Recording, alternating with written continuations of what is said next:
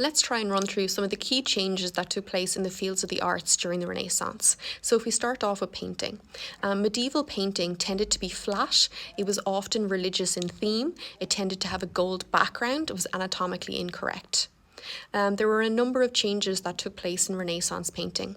Oil paints replaced egg tempera, for example, Da Vinci's Virgin of the Rocks. Paintings were done on canvas, wooden panels, and walls.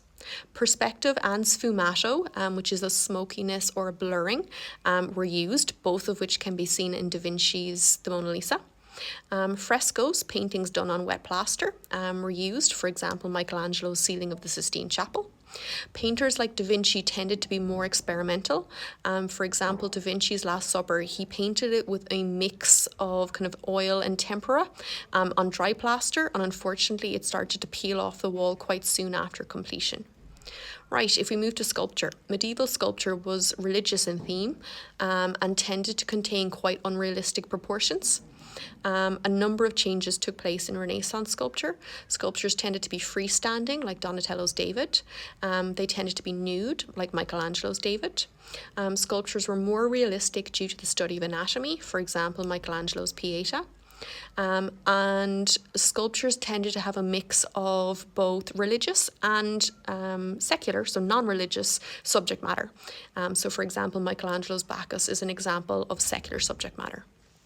Right, if we have a little quick look at architecture. So medieval architecture, arches tended to be pointed, rose windows, so large circular windows were used.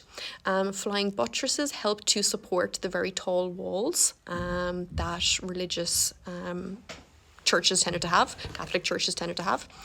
Stained glass windows were used, and tall spires were another feature.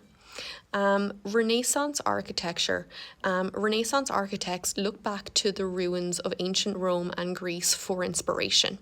So you tend to find that windows and arches were rounded, pediments were used, domes became a feature, for example, the dome of St. Peter's Basilica, and classical pillars and plasters were used, for example, in the Tempietto.